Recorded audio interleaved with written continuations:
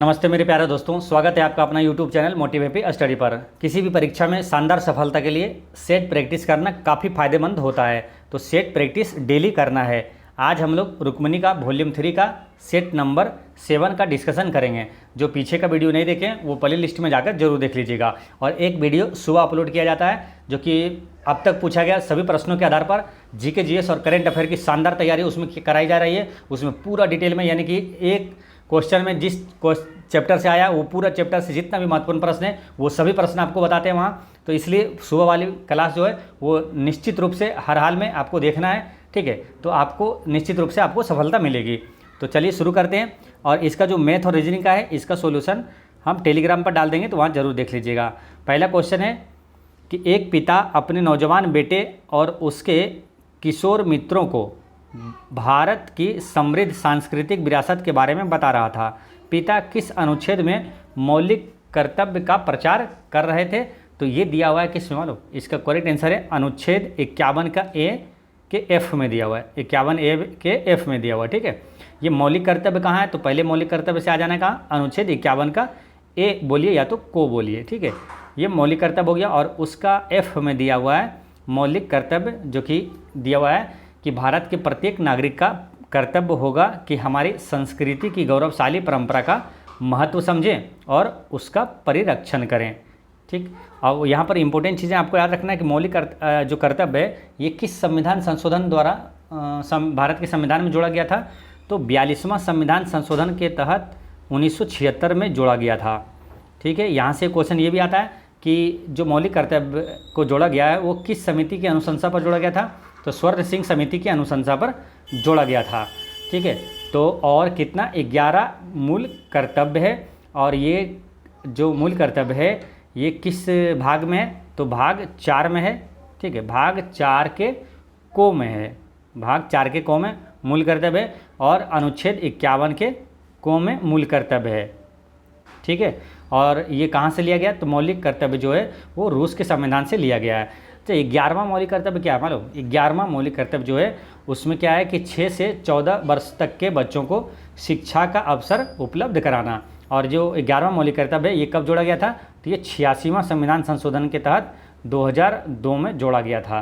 तो ये भी ध्यान रखना है। और इसको रखा गया है अनुच्छेद 51 के को के में रखा गया है, ठीक है। तो ये ध्यान रखना है।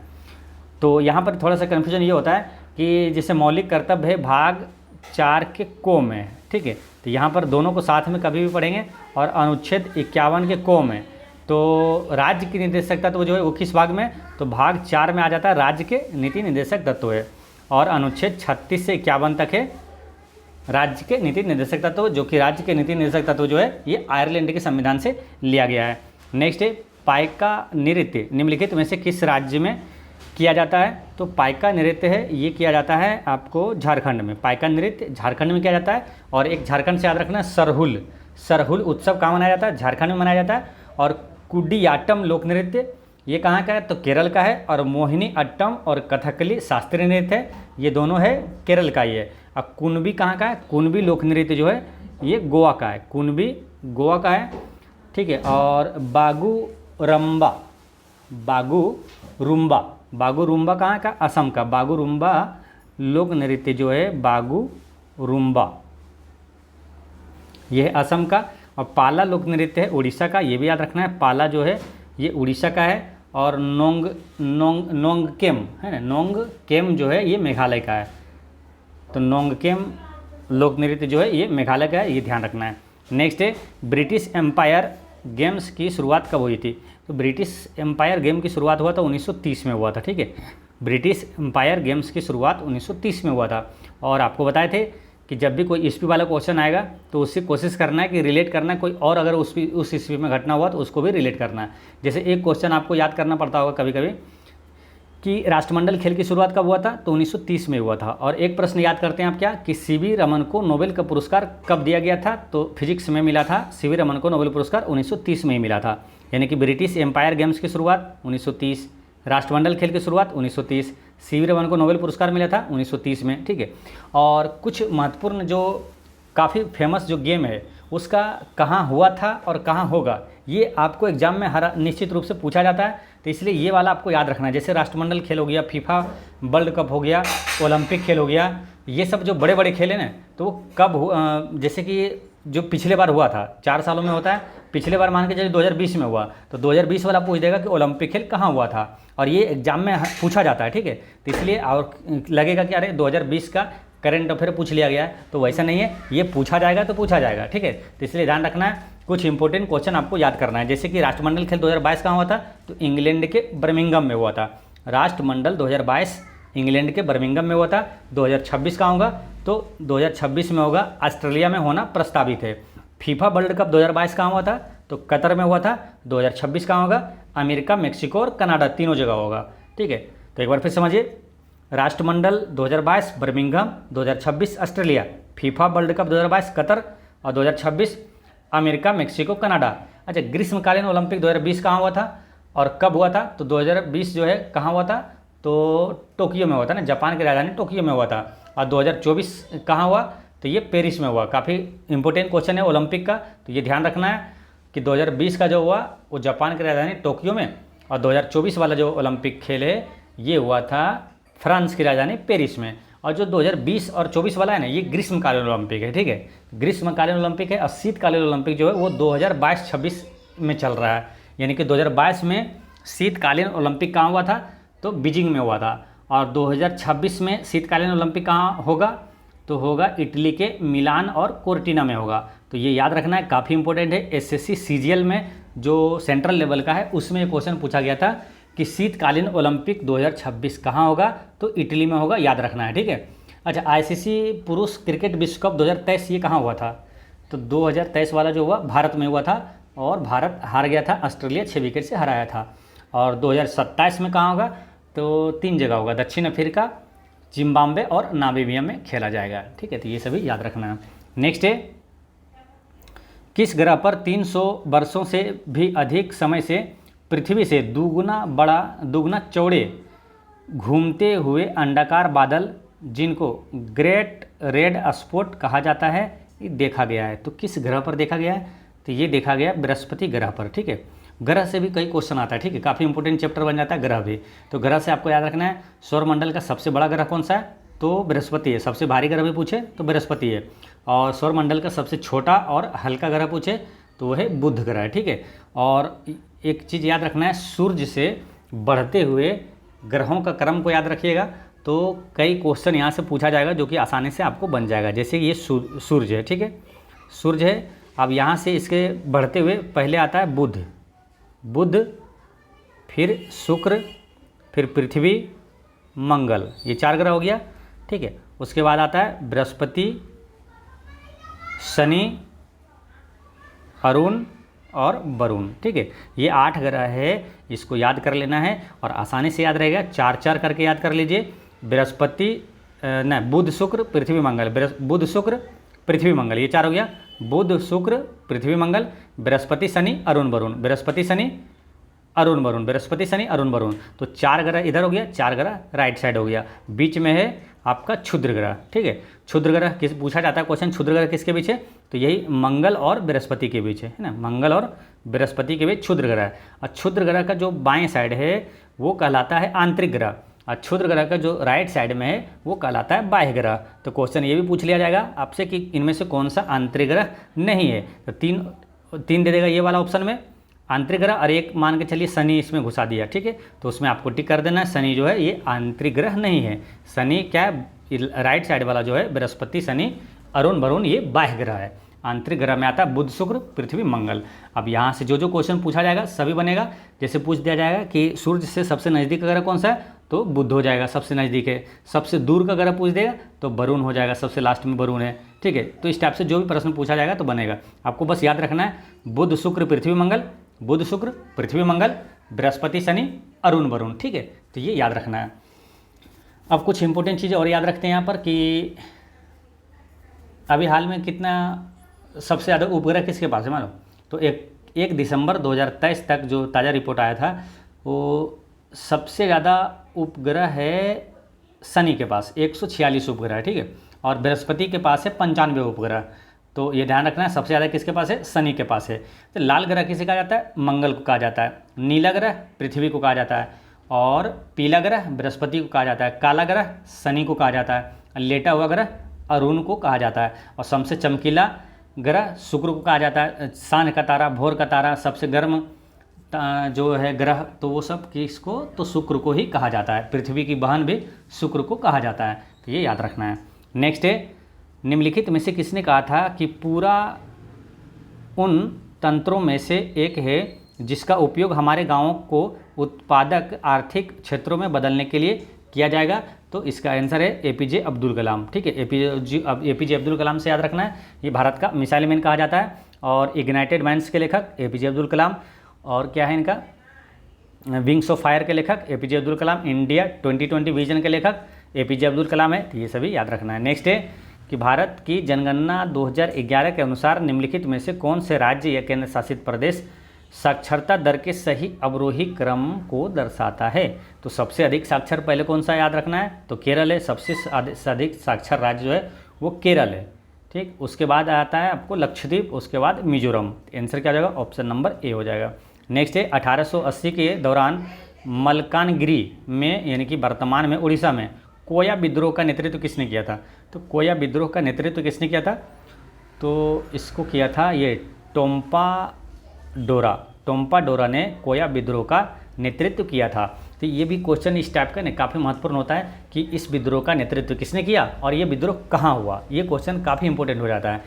ठीक है, तो आपको याद रखना है, जैसे मुंडा विद्रोह का नेतृत्व किसने किया था, तो बिरसा मुंडा ने किया था। और संथाल विद्रोह का नेतृत्व सिंधु और कान्हू ने किया था। पागलपंथी विद्रोह का नेतृत्व करम शाह ने किया था। याद इसको ऐसे रख लीजिएगा, पागलपंथी विद्रोह का नेतृत्व करम शाह ने किया था। इसको याद ऐसे रखना है कि ऐसे याद कर लीजिए किसी तरह जोड़ के, जैसे कि बेचारे का कर्म खराब था, वो पागल हो गया था, यानी कि वो पागल है, उसका कर्म खराब है, यानी कि कर्म खराब था वो पागल हो गया, ऐसे रिलेट कर लेना है। यानी पागलपंथी कर्म, तुरंत आ जाएगा करम शाह। पागलपंथी विद्रोह का नेतृत्व किसने किया था, तो करम शाह ने किया था। अहोम विद्रोह का नेतृत्व किसने किया, तो गोमधर कुंवर ने किया था। गोमधर कुंवर ने अहोम विद्रोह का नेतृत्व किया था। मोपला विद्रोह का नेतृत्व किसने किया था, तो बरियाम कुननाथ कुंजा अहमद हाजी, इतना बड़ा उसका नाम है। ठीक है, बरियाम कुननाथ कुंजा अहमद हाजी, और एक और है उसमें मुसलियार। ये दोनों ने मोपला विद्रोह का नेतृत्व किया था। कूका विद्रोह का नेतृत्व किसने किया, तो गुरु राम सिंह ने किया था। गुरु राम सिंह ने कूका विद्रोह का नेतृत्व किया था। तो ये सभी याद रखना है। एक बार फिर समझिए, मुंडा विद्रोह का नेतृत्व बिरसा मुंडा, संथाल का सिंधु कान्हू, है ना। बिरसा, देखिए मुंडा का बिरसा मुंडा नाम से ही रिलेट हो जाएगा, मुंडा का बिरसा मुंडा। संथाल का संथाल सिंधु कान्हू, संथाल का सिंधु कान्हू। पागलपंथी करम शाह, पागल था, उसका कर्म था खराब था। अहोम अहोम गोम, अहोम गोमधर कुंवर, अहोम गोम, है ना। अहोम विद्रोह का पूछ दे तो कौन है, अहोम का है गोमधर कुंवर। अहोम का होगा गोमधर कुंवर। देखिए, पढ़ना और लिखना क्या है, ज्ञान की सामग्री को जुटाना है। सोचना और विचारना है उसे स्मरणीय बनाता है। यानी कि जब तक आपको याद नहीं हो जाता है तब तक वो पढ़ना किसी काम का नहीं रहता है। इसलिए थोड़ा सा उस पर सोचना, विचारना, कुछ उसमें जोड़ना, छेड़छाड़ करना, ये काफ़ी ज़रूरी होता है। यही चीज़ें आपको स्मरणीय बनाता है, आपको याद रहता है। ठीक है, केवल पढ़ते जाना है तो वो फिर भूल जाइएगा, मज़ा नहीं आएगा। इसलिए सोचना और विचारना ही उसे स्मरणीय बनाता है। और आप एक सिद्धांत आप जीवन में अपना लीजिए, जब तक आपका मेरिट लिस्ट में नाम ना आ जाए, क्या करना है, जैसे कभी भी पढ़ें, कहीं भी पढ़ें, तो करना क्या, जैसे जो चीज़ें पढ़ें, पढ़ के उठने के बाद भी ना आपको सोचते रहना है। यानी कि जो चीज़ें पढ़ें तो उसका आंसर क्या हुआ था, उसके बाद क्या हुआ था, उसको सिस्टमेटिक ढंग से आपको जोड़ना, यही सब चीज़ें सोचते रहना। ज़्यादातर आपका माइंड है ना इसी पर लगाते रहना चाहिए। आप कोई काम भी कर रहे हैं, खाना बना रहे हैं, चाहे कुछ भी कर रहे हैं, तो वही आपने पढ़ी हुई चीज़ों को ही सोचते रहना चाहिए। ठीक है, तो इसलिए ध्यान रखना है, पढ़ना और लिखना ज्ञान की सामग्री को जुटाना है, सोचना और विचारना ही उसे स्मरणीय बनाता है। ठीक है, तो यहाँ पर आप चलते हैं। तो गोमधर, ये क्या है, अहोम विद्रोह का नेतृत्व अहोम का गोमधर कुंवर ने किया था। मोपला विद्रोह का नेतृत्व किया था बरियाम कुननाथ। तो बस छोटा सा याद रखना है इसको नाम, बरियाम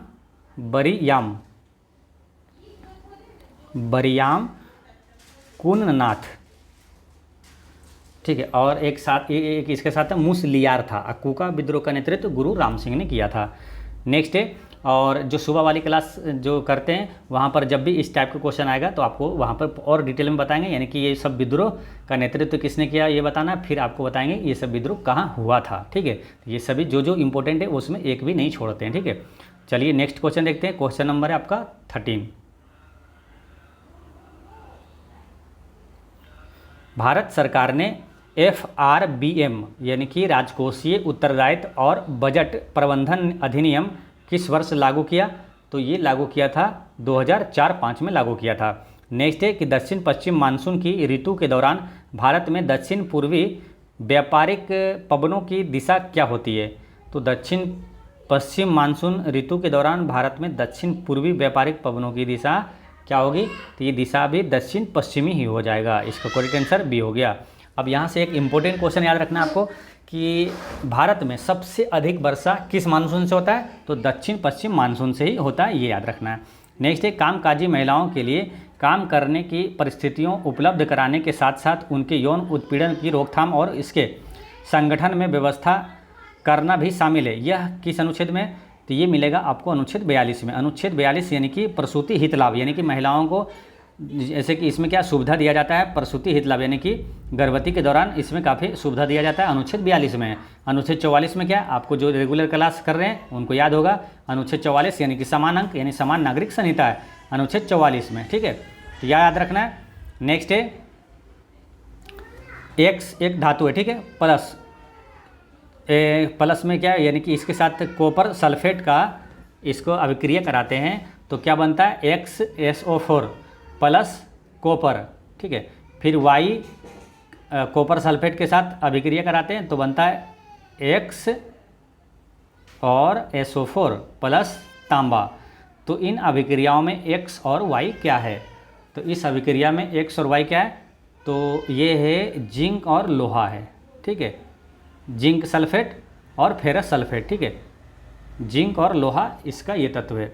नेक्स्ट है कि फ्लिंट कांच का घटक कौन है? तो फ्लिंट कांच का घटक है आपका ये सिलिकॉन ऑक्साइड और K2CO3 plus calcium carbonate plus Pb3O4। इसका आंसर क्या होता है? ऑप्शन नंबर डी हो गया।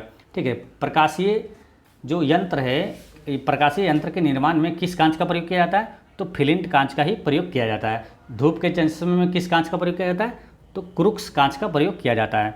नेक्स्ट है कि एक भौतिक राशि का परिमाप n तथा मात्रक u है, इसका मात्रक n किस प्रकार u से संबंधित है? तो इसका करेक्ट आंसर है ऑप्शन नंबर सी, यानी कि n समानुपाती 1/u है ना। एक भौतिक राशि का परिमाप n है, उसका मात्रक u है, इसका मात्रक n किस प्रकार u से संबंधित है? तो n समानुपाती 1/u होगा।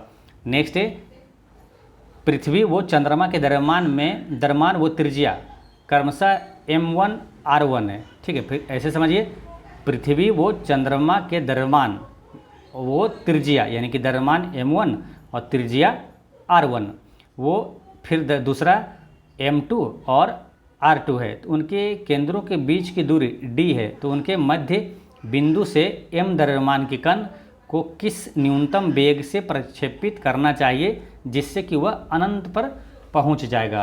तो इसका आंसर हो जाएगा option number A, 2√10 capital G/D into m1। यहाँ होगा m1 प्लस m2 होगा। ठीक है, तो इसको याद रख लेना है कि 2√10 G/D into m1 plus m2।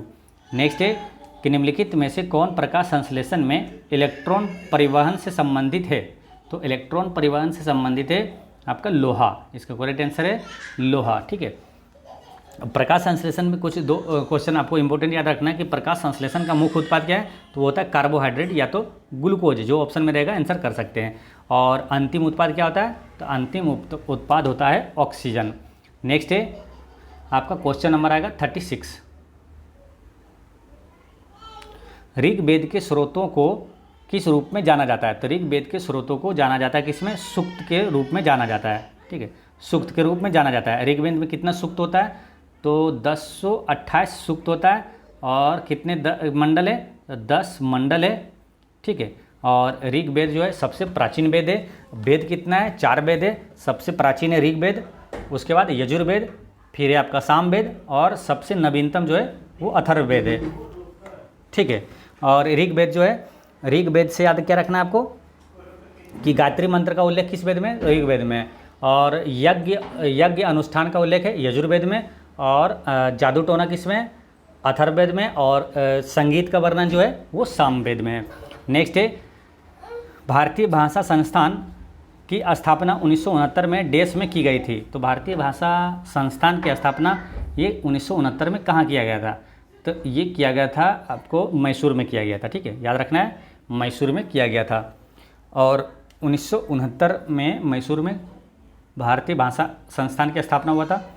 तो भाषा की बात आई है, भाषा 22 भाषाओं का उल्लेख किस अनुसूची में? तो 8वीं अनुसूची में 22 भाषाओं का उल्लेख है। नेक्स्ट है विश्व टीबी दिवस किस तारीख को मनाया जाता है? तो विश्व टीबी दिवस मनाया जाता है 24 मार्च को मनाया जाता है। ठीक है, विश्व टीबी दिवस। मार्च में ही अगर कुछ इंपॉर्टेंट दिवस की बात करते हैं जो कि एग्जाम में पूछा जाता है तो शुरुआत करते किससे? 8 मार्च से। अंतर्राष्ट्रीय महिला दिवस कब मनाया जाता है? 8 मार्च को मनाया जाता है। विश्व उपभोक्ता दिवस 15 मार्च को मनाया जाता है। विश्व जल दिवस कब मनाया जाता है? 22 मार्च को मनाया जाता है विश्व जल दिवस। अब 22 तारीख जब भी आए तो तुरंत 4 क्वेश्चन आपको रिवीजन कर लेना तुरंत। कौन कौन सा? 22 जब भी आए तो विश्व जल दिवस हो गया 22 तारीख को ही बिहार दिवस भी मनाया जाता है। फिर 22 मार्च को हो गया आपका जल दिवस। तो आप अप्रैल में चलते हैं, 22 अप्रैल को विश्व पृथ्वी दिवस, 22 मई को अंतर्राष्ट्रीय जैव विविधता दिवस मनाया जाता है। ठीक है, ठीक है, ध्यान रखना है। अच्छा, विश्व उपभोक्ता दिवस है 15 मार्च को। राष्ट्रीय उपभोक्ता दिवस कब है? तो वह 24 दिसंबर को याद रखना है। नेक्स्ट है भारत में स्थानीय हवाओं के संदर्भ में लू को देश के रूप में सर्वोत्तम ढंग से परिभाषित किया जा सकता है। तो लू से क्या याद आ रहा है आपको? बचपन में हम लोग जब गांव में खेलते थे तो क्या बोलते थे? गर्मी में धूप में मत जा, लू लग जाएगी। तो लू जो है वो क्या है? गर्म हवा। और धूप में जो लू चलती है तो अपने खास करके बिहार में ही है ना लू बोला जाता है गर्म हवाओं को। तो इसका करेक्ट आंसर क्या होगा? ऑप्शन नंबर ए, शुष्क और गर्म हवाओं को। ठीक है, लू शुष्क और गर्म हवाओं को। तो या क्वेश्चन ये भी आएगा कि जैसे कि कोई भी स्थान दे देगा बिहार का, जैसे पटना में जो हवाएं चलती है, पटना हो गया या तो गया होगा, इस सब में जो गर्म हवाएं चलती है तो वो उसे क्या कहा जाता है? तो लू कहा जाता है। ये भी ध्यान रखना है। भारत में स्थानीय स्वशासन का जनक किसे माना जाता है? तो स्थानीय स्वशासन का जनक।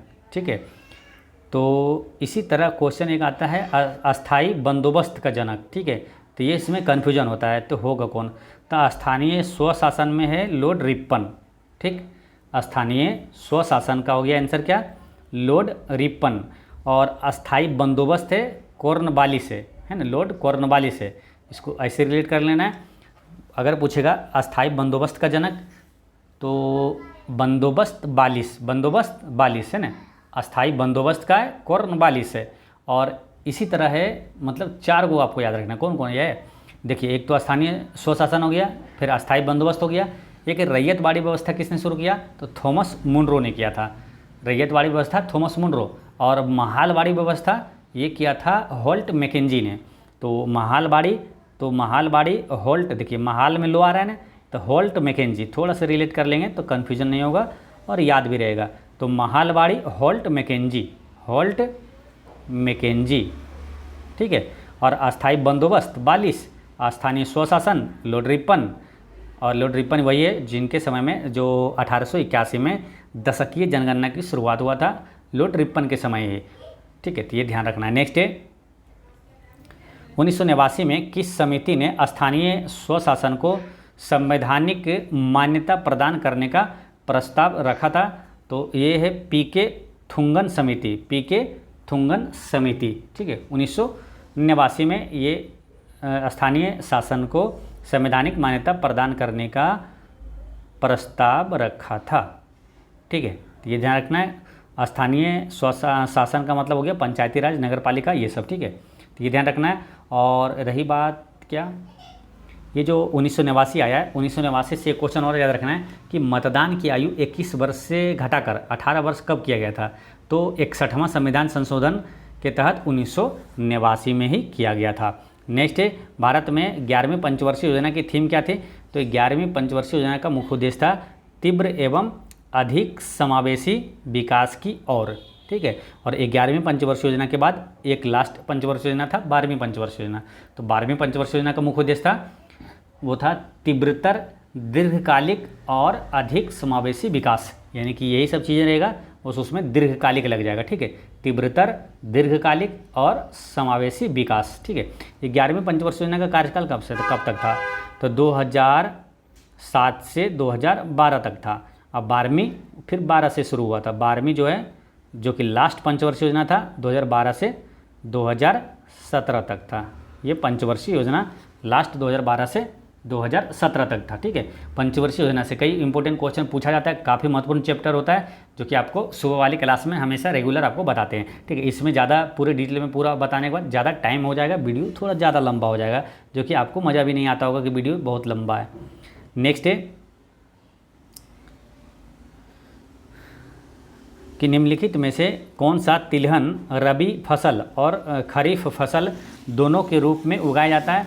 तो दोनों के रूप में उगाया जाता है वो है आपका ये अलसी के बीज, है ना। इसका करेक्ट आंसर है अलसी के बीज है। ठीक है, और यहाँ ध्यान रखना क्या, जो मोटा मोटी एक ध्यान रखना है कि धान जो है किस में आता है, रबी फसल में आता है कि खरीफ फसल में आता है?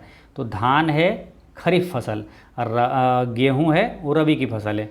ठीक है, धान जो हो गया खरीफ की फसल है और गेहूँ रबी की फसल है। ऋग्वेद में डेढ़ सूक्तों का संग्रह है, यानी ऋग्वेद में कितना सूक्त है? 1028 सूक्त है। कितना मंडल है? तो 10 मंडल है, 1028 सूक्त है और 10,462 मंत्र है। ठीक, ये याद रखना है। नेक्स्ट है मेघालय की कौन सी पहाड़ियों में सर्वाधिक वर्षा होती है? तो सर्वाधिक वर्षा होती है ये खासी पहाड़ी में होता है। ठीक है, ये क्वेश्चन ये भी आ जाता है, गारो खासी की जयंतिया की पहाड़ियाँ कहाँ हैं? तो मेघालय में। अच्छा, विश्व में सबसे अधिक वर्षा कहाँ होता है? तो मेघालय के मासिन राम में होता है। और भारत में सबसे कम वर्षा तो लद्दाख की राजधानी लेह में होता है। नेक्स्ट है निम्नलिखित में से किस मामले में एक वृत्ताकार कुंडली से संयोजित गैल्वेनोमीटर द्वारा एक धारा दर्ज की जाएगी? तो ये किया जाएगा, तो पहला क्या दिया कि जब किसी चुंबक को कुंडली के पास अस्थिर रखा जाता है, ये गलत है। दूसरा क्या है, जब चुंबक को कुंडली की ओर ले जाया जाता है, ये सही है कि एक वृत्ताकार कुंडली से संयोजित गैल्वेनोमीटर द्वारा एक धारा दर्ज की जाएगी। फिर तीसरा क्या है, जब किसी चुंबक को कुंडली से दूर ले जाया जाता है, ये भी सही है, यानी 2 और 3 सही है। इसका करेक्ट आंसर हो जाएगा ऑप्शन नंबर ए, 2 और 3 सही है। नेक्स्ट है कि 1 सेंटीमीटर ऊंचाई वाली किसी वस्तु को एक 10 सेंटीमीटर फोकस दूरी वाले अवतल दर्पण के सामने 18 सेंटीमीटर की दूरी पर उसके मुख्य अक्ष पर रखा गया है। इसके प्रतिबिंब की ऊंचाई क्या होगी और ये कैसा होगा? तो इसका करेक्ट आंसर है 1 सेंटीमीटर से अधिक होगा और उल्टा होगा। बात किसकी हो रही है? अवतल दर्पण की। तो अवतल दर्पण में क्या होगा, इसकी जो ऊंचाई है प्रतिबिंब का, जो वस्तु की ऊंचाई है उससे अधिक होता है और ये क्या उल्टा होगा। ठीक है, तो आंसर हो गया ऑप्शन नंबर ए हो गया। नेक्स्ट है ए जिसकी आधुनिक आवर्त सारणी में स्थिति उसके गुणों के आधार पर असंगत है, इसका इलेक्ट्रॉनिक विन्यास क्षार धातुओं यानी कि एल्काइली मेटल्स के समान है, लेकिन यह द्विपरमाणुक अणुओं के रूप में मौजूद है। बी वह तत्व है जो तीसरे आवर्त में सोडियम के ठीक बाद आता है और आधुनिक आवर्त सारणी में समूह सी के अंतर्गत आता है। तो इसका आंसर क्या होगा? ऑप्शन नंबर बी होगा, यानी कि ए क्या है? हाइड्रोजन है, बी मैग्नीशियम है और C2 है ना, C बॉन्ड 2 है। तो इसका आंसर क्या होगा? ऑप्शन नंबर बी इसका करेक्ट आंसर है। नेक्स्ट है कि निम्न में से कौन सा समूह शून्य संयोजकता यानी कि जीरो वैलेंसी को निरूपित करता है? तो जो अक्रिय गैस है, जो कि 18वें तत्व में आता है ना, जिसे अक्रिय या तो नोबेल गैस भी कहा जाता है, वो 18वें जो समूह का जो तत्व है वो सभी जीरो वैलेंसी वाला है, यानी कि शून्य संयोजकता वाला है। तो आंसर क्या हो गया? ऑप्शन नंबर सी हो गया। नेक्स्ट है इसमें मिलान करना है। ठीक है, तो मिलान करना है, इसमें क्या होगा? लिस्मेनिया का होगा ये द्विविखंडन, लिस्मेनिया का द्विविखंडन होगा। यीस्ट में क्या होता है? यीस्ट का होगा मुकुलन, यीस्ट में जो होता है मुकुलन होता है। और तीसरा जो प्लाज्मोडियम है, प्लाज्मोडियम का होगा बहुविखंडन, बहुखंडन है ना, प्लाज्मोडियम का बहुखंडन। और हाइड्रा में पुनर्जनन होता है, हाइड्रा में पुनर्जनन हो जाता है। इस तरह इसका आंसर क्या हो जाएगा, ऑप्शन नंबर बी इसका करेक्ट आंसर है। नेक्स्ट है कि 13 मार्च 2000 आपका ये तो रीजनिंग का क्वेश्चन आ गया। तो ऑप्शन नंबर आप क्वेश्चन नंबर देखते हैं, आपका आएगा 66 में।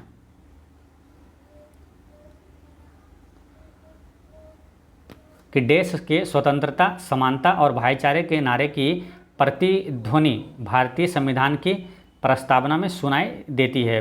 तो यानी कि ये जो स्वतंत्रता, समानता और भाईचारा ये किस देश से लिया गया था, ये फ्रांस से लिया गया था ना, फ्रांसीसी क्रांति से लिया गया है। तो आंसर क्या होगा, ऑप्शन नंबर ए हो जाएगा, इसका करेक्ट आंसर होगा। फ्रांसीसी क्रांति कब हुआ था, तो 1789 में हुआ था। चीनी क्रांति कब हुआ था, 1911 में हुआ था। और रूसी क्रांति कब हुआ था, 1917 में हुआ था। नेक्स्ट है, भारत ने अपना पहला एक दिवसीय अंतर्राष्ट्रीय क्रिकेट मैच कब खेला था। तो पहला जो एक दिवसीय यानी कि ओडीआई जो है पहला ये खेला था 1974 में खेला था। ठीक है, 1974 में जो भारत ने पहला क्रिकेट जो वर्ल्ड कप है पुरुष आईसीसी पुरुष क्रिकेट वर्ल्ड कप वो कब जीता था, 1983 में जीता था। और दूसरी बार और आखिरी बार जो है वो 1911 में जीता था, 2011 में जीता था। ठीक है, नेक्स्ट है कि अपक्षय की प्रक्रिया के दौरान सर्वाधिक अस्थायी खनिज कौन सा है।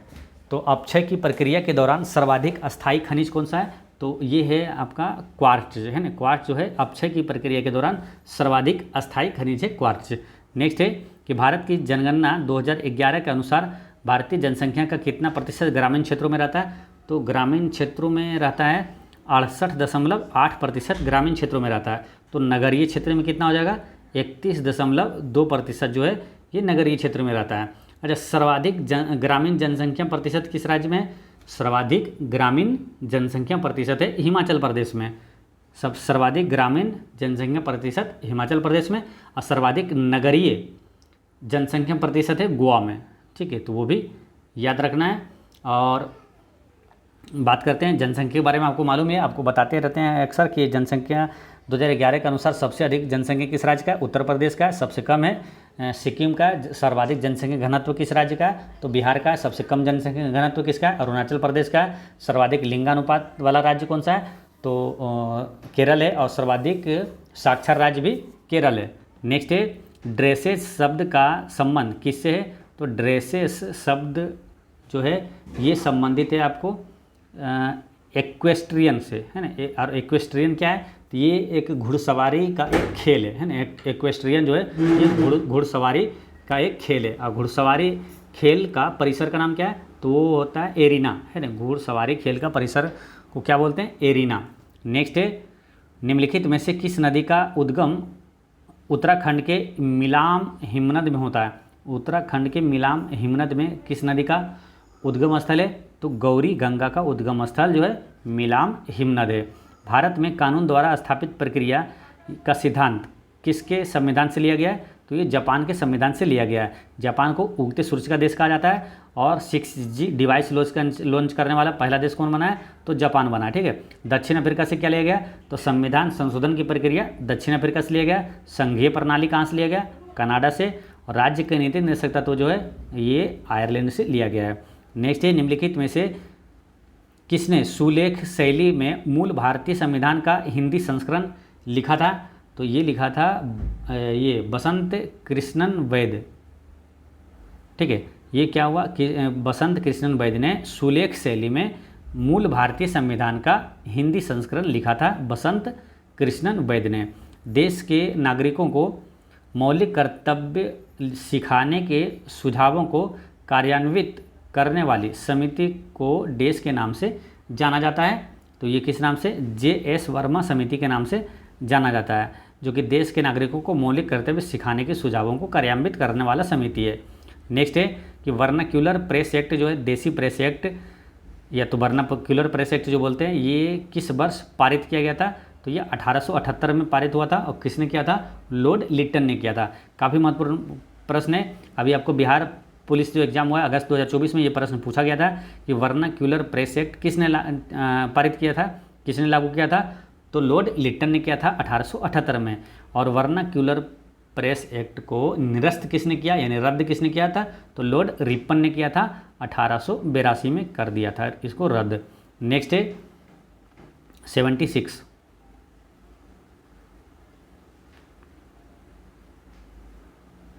माइटोकॉन्ड्रिया को विलक्षण कोशिकांग क्यों कहा जाता है, तो माइटोकॉन्ड्रिया को विलक्षण कोशिकांग कहा जाता है क्योंकि इसमें राइबोसोम और डीएनए होता है, इसमें राइबोसोम और डीएनए होता है। माइटोकॉन्ड्रिया की खोज किसने किया था, तो अल्बर्ट बोन कोलिकर ने किया था, यानी कोलिकर की याद रखते हैं तो काम चल जाएगा। अल्बर्ट बोन कोलिकर माइटोकॉन्ड्रिया की खोज किया था। कोशिका का पावर हाउस किसे कहा जाता है, माइटोकॉन्ड्रिया को कहा जाता है। और प्रोटीन का कारखाना किसे कहा जाता है, तो राइबोसोम को कहा जाता है। नेक्स्ट है पौधों में कायिक प्रवर्धन के बारे में निम्नलिखित में से कौन सा कथन सत्य नहीं है, तो इसमें क्या बोला कि पौधों में कायिक प्रवर्धन के बारे में कौन सा सत्य नहीं है, तो इसको देखते हैं। पहला क्या है कि बीज से उत्पन्न होने वाले पौधों की तुलना में इन पौधों में फूल और फल पहले आता है, ये सही है, ठीक है ना। कायिक प्रवर्धन में क्या होता है कि बीज से उत्पन्न होने वाले पौधों की तुलना में इन पौधों में फूल और फल पहले आता है। और दूसरा क्या है, पौधे जड़, तने और पत्तियों से उगाए जाते हैं, ये भी सही है।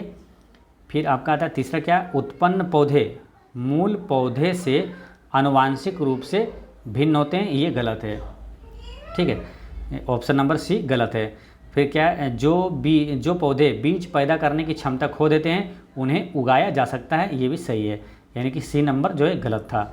नेक्स्ट है कि निम्नलिखित में से कौन सा वह परिवर्तन नहीं है जो यौवना आरंभ की शुरुआत का प्रतीक होता है, तो ये क्वेश्चन आप कभी नहीं भी पढ़े हैं, ठीक है, फिर भी इसका आंसर लगा सकते हैं। तो कुछ क्वेश्चन ऐसा भी रहता है जो आप कभी नहीं पढ़ें लेकिन आप अपने दिमाग से इसको टिक कर सकते हैं। तो क्वेश्चन क्या है कि वह परिवर्तन नहीं है कौन सा जो यौवना आरंभ की शुरुआत का प्रतीक है। अब ऑप्शन पढ़िएगा अपने आप आंसर आ जाएगा ना। नाखून में वृद्धि, यही तो होना चाहिए ना। दूसरा क्या है, लंबाई में अचानक वृद्धि, ये होता है यौवना आरंभ की शुरुआत का प्रतीक है। आवाज़ बदलना, ये भी है। शरीर के आकार में परिवर्तन होना, ये भी है। तो ये वाला नहीं है, नाखून में वृद्धि ये नहीं है। नेक्स्ट है, एक परिपथ 3 प्रतिरोधों R1, R2 और R3 के संयोजन से बना हुआ है जिनके मान क्रमशः 5 ओम, 10 ओम और 30 ओम है और इसे 10 वोल्ट की नगण्य आंतरिक प्रतिरोध वाली एक बैटरी से संयोजित किया गया है। तो प्रत्येक प्रतिरोध एक दूसरे के साथ समांतर क्रम में है, तो प्रतिरोध का कुल प्रतिरोध, परिपथ का कुल प्रतिरोध कितना होगा। तो देखिए ये तो 10 वोल्ट का जो नगण्य आंतरिक प्रतिरोध वाली है तो इसका वैल्यू है ही नहीं, नगण्य में है, तो कुल प्रतिरोध पूछा है। और यहाँ पर मेन चीज़ ध्यान रखना है कि किस क्रम में है, तो ये समांतर क्रम में है कुल प्रतिरोध और एक होता है श्रेणी क्रम में कुल प्रतिरोध।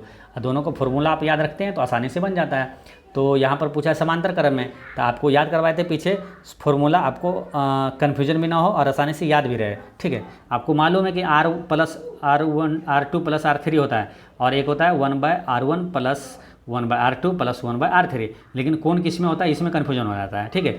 तो देखिए समांतर क्रम में देखिए 2 फॉर्मूला है, एक है R टोटल बराबर क्या होता है R1 प्लस R2, फॉर्मूला लिख लीजिए पहले, ठीक है। सॉल्यूशन तो बहुत आसानी से हो जाएगा इसका, R3, ठीक है। और एक होता है 1/R1 R समांतर पैरेलल वाला जो होता है इसका कुल प्रतिरोध होगा 1/R1 plus 1/R2 plus 1/R3 dot dot dot जितना तक रहेगा, ठीक है। तो रही बात कि श्रेणी क्रम वाला कौन होगा और समांतर क्रम वाला कौन होगा, तो श्रेणी क्रम होता है सीधा, ठीक है, सीधा वाला, यानी कि ये श्रेणी क्रम वाला जो रहेगा तो ये सीधा वाला जोड़ देना है R1 R2 R3। और समांतर क्रम में होगा तो ये 1/R1 प्लस 1/R2 वाला होगा। इसको रिलेट ऐसे करिए, देखिए समांतर क्रम बोलेंगे तो क्या होता है, 2 लाइन समांतर ऐसे करते हैं, मैथ में बनाते हैं, तो समांतर किसको, इसको बोलते हैं। ऊपर और नीचे एक लाइन लिखते हैं, ये समांतर जैसा हो गया, ठीक है। तो समांतर को समझाने के लिए ऐसे लिखते हैं ऊपर नीचे, तो ऊपर नीचे तो यानी ऊपर नीचे वाला होगा समांतर क्रम में, ठीक है। तो समांतर क्रम में ये जुड़ा हुआ है बोला तो ये वाला फॉर्मूला लगा देंगे, यानी कि इसका आंसर क्या हो जाएगा, कुल प्रतिरोध पूछा तो सबको जोड़ देंगे 1/5, फिर कितना 10 ओम प्लस 1/10 प्लस 1/30। अब इसको जोड़ दीजिए, इसका एलसीएम क्या हो जाएगा 30 हो जाएगा, फिर 5 छक 30, 10 तिया 30 और 30 एक 30, यानी 6 3 9 1 10/30, 10/30 करेंगे यानी 1/3। तो ये कितना हुआ 1/r का मान हुआ, ठीक है ना। तो इसको टोटल r का मान निकालना है, तो इसको पलट देंगे यानी कि 30 हो जाएगा। ये 1/3 है तो इसको पलटेंगे 3 हो जाएगा, यानी कुल प्रतिरोध कितना हो जाएगा 3 ओम हो जाएगा, ठीक है। तो इसे ध्यान रखना है। तो अब बन जाएगा आसानी से, फॉर्मूला आपको याद है, आसानी से तुरंत बन जाएगा। अगर श्रेणी क्रम में रहता तो इसको जोड़ देते 30 10 40 और 5 45 हो जाता, और समांतर क्रम में तो इसको 1/5 और 1/10 और 1/30 करके जोड़ दिए, तो आंसर आ गया कितना 3 ओम आ गया, ठीक है।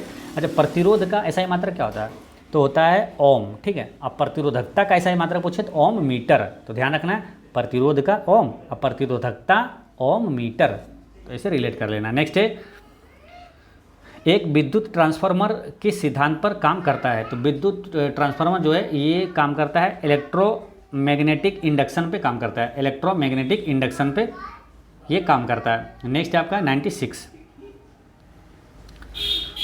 में क्या 1928 में वल्लभ भाई पटेल ने भू राजस्व यानी लगान वृद्धि के विरोध में गुजरात के डेस तालुका में किसान आंदोलन का नेतृत्व किया था।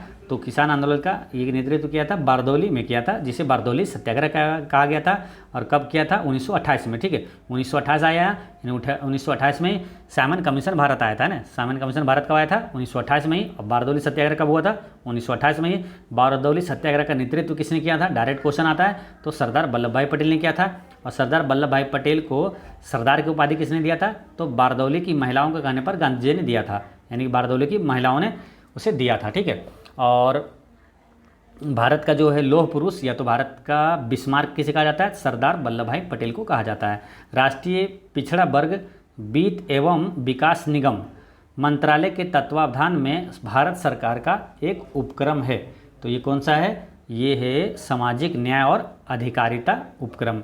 नेक्स्ट है, पेनकुनी महोत्सव में इनमें से किस राज्य में मनाया जाता है, तो पेनकुनी महोत्सव जो है ये मनाया जाता है कहाँ, तो ये केरल में मनाया जाता है पेनकुनी महोत्सव, ठीक है। और जो केरल में है श्री पद्मनाभ स्वामी मंदिर है, उसी मंदिर में ये पेनकुनी महोत्सव मनाया जाता है।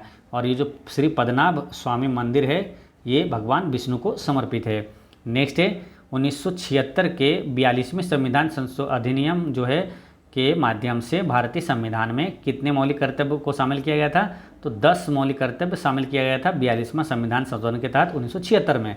जो 11वां मौलिक कर्तव्य है वो 86वां संविधान संशोधन 2002 में शामिल किया गया था, जिसमें 6 से 14 वर्ष तक के शिक्षा का अवसर प्रदान करना है, ये जोड़ा गया था, ठीक है। तो यानी कि 1976 में जो 42वां संविधान संशोधन में 10 ही मौलिक कर्तव्य था, और बाद में जो है 86वां संविधान संशोधन 2002 के तहत 11वां मौलिक कर्तव्य जोड़ा गया है। नेक्स्ट है कि निम्नलिखित में से कौन सा युग्म सुमेलित नहीं है, तो कौन सा सुमेलित नहीं है, पहला क्या एंथ्रासाइट जो है ये निम्न श्रेणी का कठोर कोयला, ये गलत है, यही तो गलत है। बाकी यही तो क्वेश्चन महत्वपूर्ण है जो पूछा जाता है कि सबसे उच्च कोटि का कोयला कौन सा है, एंथ्रासाइट कोयला। सबसे अधिक कार्बन प्रतिशत वाला कोयला कौन सा है, तो एंथ्रासाइट कोयला है, ठीक है। तो सबसे हाई क्वालिटी उच्च श्रेणी का है एंथ्रासाइट, यहाँ लिख दिया क्या निम्न श्रेणी, तो ये गलत हो गया। फिर क्या धातु कर्मीय कोयला, बाल्या भट्टी में लोहे को गलाने के लिए इसका उपयोग किया जाता है, ये सही है। लिग्नाइट निम्न श्रेणी का कोयला, निम्न श्रेणी का भूरा कोयला, ये भी सही है। बिटुमिनस कोयला जो है ये व्यावसायिक उपयोग के लिए सर्वाधिक लोकप्रिय कोयला है, ये भी सही है। अब यहाँ से ये भी ध्यान रखना है कि अगर पूछ दे भारत में सबसे ज़्यादा कौन सा कोयला पाया जाता है, तो ये बिटुमिनस कोयला ही पाया जाता है। नेक्स्ट है कर्नाटक में स्थित बेल्लारी, चित्रदुर्ग, चिकमंगलूर और तुमकुर बेल्ट किस अयस्क की समृद्ध स्रोत है, तो ये है लौह अयस्क के लिए समृद्ध है।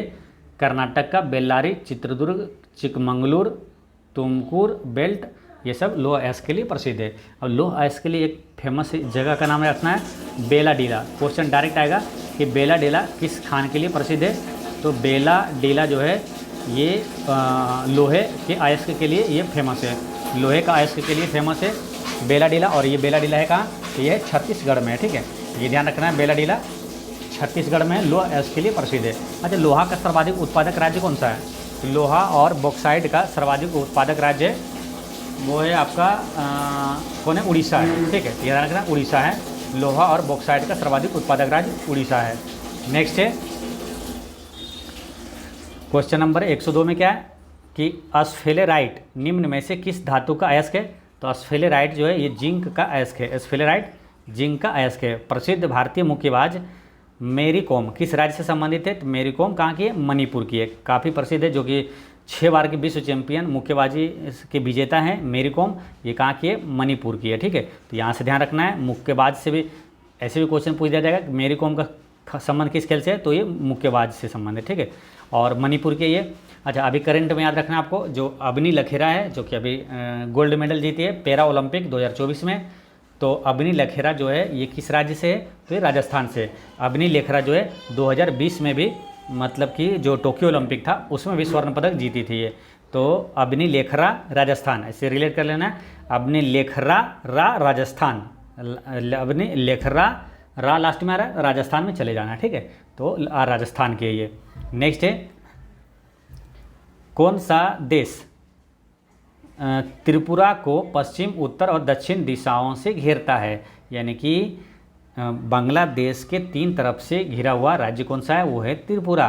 तो बांग्लादेश से ही घिरा हुआ है। ठीक है, तो इसका करेक्ट आंसर हो गया ऑप्शन नंबर ए, बांग्लादेश।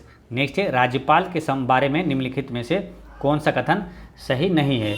तो पहला क्या, वह मुख्यमंत्री और अन्य मंत्रियों को नियुक्ति करता है, ये सही है। दूसरा क्या है, उसके पास किसी व्यक्ति के मृत्यु दंड को क्षमा प्रदान करने, प्रतिलंबन करने या माफ़ करने की शक्ति होती है, यही गलत है। क्योंकि जो मृत्यु दंड को है ना क्षमा नहीं कर सकता ये, इनके पास जो है राज्यपाल के पास मृत्यु दंड को क्षमा करने की शक्ति नहीं होती है। क्षमा करने की शक्ति होती है, लेकिन छोटे मोटे जैसे मामला हो, केस हो, तो उसमें ये सज़ा को कम कर सकता है, समाप्त कर सकता है। लेकिन मृत्यु दंड को क्षमा करने की शक्ति एकमात्र किनके पास है, तो राष्ट्रपति के पास है। ठीक है, तो ये ध्यान रखना है। अच्छा, राज्य, तो यही वाला आंसर हो जाएगा। पूछा कौन सही नहीं, तो यही आंसर हो जाएगा। फिर राज्य की कार्यपालिका शक्ति राज्य में, राज्यपाल में निहित है, तो ये सही है। और वह कतिपय परिस्थितियों में अध्यादेश जारी कर सकता है, ये भी सही है। ठीक है, अच्छा, ये जो राज्यपाल का है क्षमादान की शक्ति किस अनुच्छेद में, तो अनुच्छेद 161 में है। राज्यपाल को क्षमादान की शक्ति अनुच्छेद 161 में है। राष्ट्रपति को क्षमादान की शक्ति किस में है, तो अनुच्छेद 72 में है। ठीक है, नेक्स्ट है 106, चुंबकीय क्षेत्र रेखाएं कभी भी किस प्रकार की नहीं हो सकती है। तो चुंबकीय क्षेत्र रेखाएं कभी भी किस प्रकार की नहीं हो सकती है, तो परस्पर लंबवत नहीं हो सकता है। चुंबकीय क्षेत्र रेखाएं जो है एक समान वितरित हो सकता है, असमान वितरित हो सकता है, परस्पर समांतर हो सकता है, लेकिन परस्पर लंबवत नहीं हो सकता है। नेक्स्ट है कि समूह 1 यानी कि ग्रुप 1 पीरियोडिक टेबल का जो ग्रुप 1 है, निम्नलिखित तत्वों को उनकी परमाणु त्रिज्याओं के अनुसार अवरोही क्रम में व्यवस्थित करें। इनके परमाणु क्रमांक कोष्ठकों में दिया हुआ है। तो यहाँ पर एक चीज़ याद रखना आपको कि जो पीरियोडिक टेबल है, ठीक है, उसमें वर्ग में जब, तो 18 वर्ग है आधुनिक आवर्त सारणी में, और 7 आवर्त है, तो ये वाला ऊपर से नीचे जो होता है वो वर्ग होता है। तो वर्ग में जब ऊपर से नीचे आते हैं ना, तो परमाणु त्रिज्या का जो है, ये परमाणु त्रिज्या बढ़ता है। ठीक है, ऊपर से नीचे आने पर परमाणु त्रिज्या बढ़ता है। तो ऊपर से नीचे अगर पहला वर्ग की बात करें, तो पहले में कौन कौन सा है, तो है हाइड्रोजन है जैसे, उसके बाद है हीलियम, हाइड्रोजन हो गया। पहला में कौन है, हेलिना के रब से फरियाद। ठीक है, यानी कि hydrogen, lithium, sodium, potassium, rubidium, caesium, francium. तो पहले वर्ग में है, यही सब तत्व है। तो इसमें जो नीचे आने पर क्या होगा, परमाणु त्रिज्या बढ़ता है, यानी कि नीचे आने पर परमाणु संख्या भी बढ़ेगा। यानी कि इसमें से जो सबसे ज़्यादा परमाणु संख्या किसका है, यहाँ पर है 55, तो ये इसका ज़्यादा होगा। वही पूछा अवरोही क्रम में घटाए सजाना है, तो पहले आ जाएगा 55 वाला यानी सीजियम। ठीक है, सीजियम आ गया। उसके बाद इसके बाद कौन सा है, 37 वाला, तो आएगा फिर रुबिडियम जो कि सभी में है। फिर आएगा इसके बाद 19 वाला पोटेशियम, जो कि यहाँ है और यहाँ है। अब पोटेशियम के बाद कौन सा आएगा, तो सोडियम आएगा, है ना, 11 वाला, तो यहाँ है ना। तो यानी कि ऑप्शन नंबर डी इसका करेक्ट आंसर हो जाएगा। ठीक है, नेक्स्ट है कि निम्नलिखित में से कौन सा यौगिक समान समजातीय श्रेणी से संबंधित नहीं है। तो समान समजातीय श्रेणी से संबंधित नहीं है। अब इसको देखने के बाद आपको लगता होगा ये क्या मालूम, एल्केन के सूत्र पर, जैसे एल्केन एल्किन और एल्काइन, ये वाला फॉर्मूला पर बैठा हुआ है। तो इसका सूत्र क्या होता है, एल्किन का क्या होता है CnH2n, ठीक है। आप इसमें जो भी करिएगा, जैसे एल्किन करना है तो +2 कर देना है, एल्काइन करेंगे -2 कर देंगे। यानी कि एक चीज़ यहाँ से ध्यान देना है कि जो लास्ट में जो आता है, जैसे लास्ट में जो संख्या है तो वो हमेशा सम रहेगा, क्योंकि 2 से गुना है ना, H2n है, आप प्लस भी है 2 ही है, यानी कि 2 से कटने वाला ही होगा, यानी कि सम संख्या होगा, ठीक है। तो वही होगा, इस फॉर्मूले में सेट करेगा, ठीक है। तो देखिए 2 से कटने वाला ये 6 है, 8 है, 10 है, लेकिन 11 नहीं है, तो इसका आंसर यही हो जाएगा, ये संबंधित नहीं है, ठीक है। नेक्स्ट है कि इलेक्ट्रोलाइटिक विधि द्वारा कास्टिक सोडा यानी सोडियम हाइड्रोक्साइड को बनाने में किस समाधान का उपयोग किया जाता है। तो किसका प्रयोग किया जाता है, तो किया जाता है ब्राइन का प्रयोग किया जाता है। नेक्स्ट है कि जो अथी होता है, जीन जो होता है, जीन प्रारूप होता है, जैसे कि capital T small t capital W small w, gene प्रारूप वाले पौधों द्वारा निर्मित स्मॉल t और कैपिटल W युग्मकों का प्रतिशत कितना होगा। तो ये होगा, देखिए स्मॉल t आ जाता है, यानी कि जो t है लंबे वाला पौधा वो बौना पौधा बन जाता है। तो बौना पौधा का जो प्रतिशत होता है वो 25% होता है, और लंबे का होता है 75% होता है, यानी कि इसका रेशियो जो होता है 3/1 होता है। तो इसमें पूछा स्मॉल t वाला, तो स्मॉल वाला क्या 25% हो जाएगा। ऑप्शन नंबर सी इसका करेक्ट आंसर हो गया। नेक्स्ट है क्वेश्चन नंबर 126 में कि अफीम युद्ध कब हुआ था। तो अफीम युद्ध हुआ था, ये हुआ था 1839-42 में अफीम युद्ध हुआ था। अफीम युद्ध किसके बीच हुआ था, तो अफीम युद्ध ब्रिटेन और चीन के बीच हुआ था, जिसमें ब्रिटेन जो है विजयी रहा था। नेक्स्ट है निम्नलिखित देशों की उनकी राजधानी से मिलान करना है। तो ऑस्ट्रिया की राजधानी कहाँ है, तो आपको मालूम होगा ऑस्ट्रिया की राजधानी, वहाँ से याद रखना है। कैसे, जो याद करते हैं ना कि जो पेट्रोलियम देशों का समूह है ओपेक, ओपेक का मुख्यालय कहाँ है, तो ऑस्ट्रिया की राजधानी वियना में है। तो ओपेक का मुख्यालय कहाँ है, ऑस्ट्रिया की राजधानी वियना में है, ठीक है। तो यहाँ एक का डी हो जाएगा। और बहरीन का राजधानी कहाँ है, तो बहरीन का राजधानी है मनामा, बहरीन का है मनामा, यानी कि 2 का सी हो जाएगा। और बोस्निया और हर्जेगोविना, इसका राजधानी कहाँ है, तो सराजेवो है, सराजेवो। अब बुल्गारिया का सोफिया, बुल्गारिया की राजधानी सोफिया है। तो इसका आंसर क्या हो जाएगा, ऑप्शन नंबर बी इसका करेक्ट आंसर है। नेक्स्ट है पुस्तक your best day is today, your best day is today, ये लिखा किसने, अनुपम खेर ने लिखा था।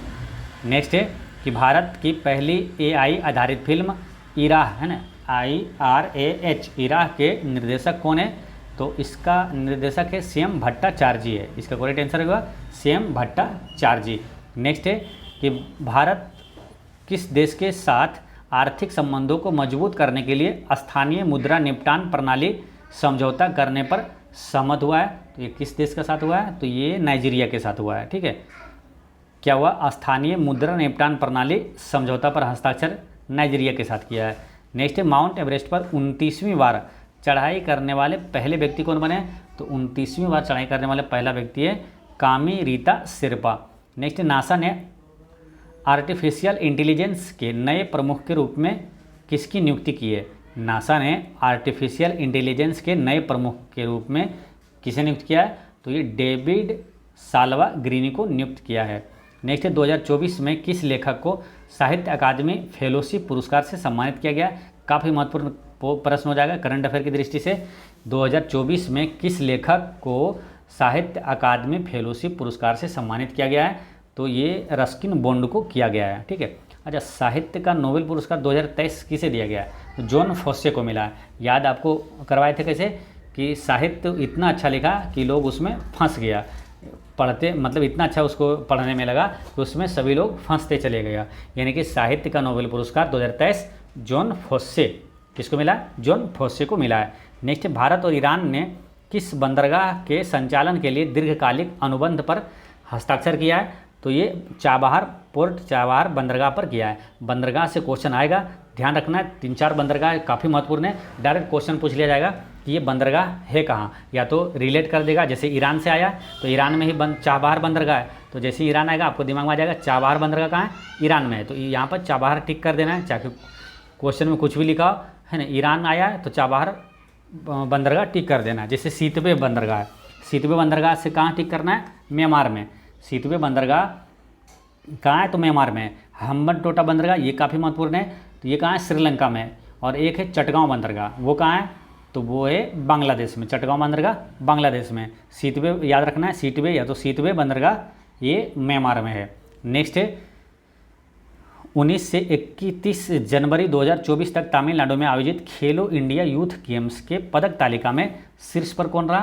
तो रहा था महाराष्ट्र। ठीक है, देखिए खेलो इंडिया यूथ गेम्स में शीर्ष पर है महाराष्ट्र।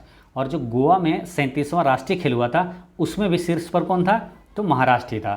ठीक है, और 37वां राष्ट्रीय खेल जो हुआ वो गोवा में हुआ था। 38वां राष्ट्रीय खेल कहाँ होगा?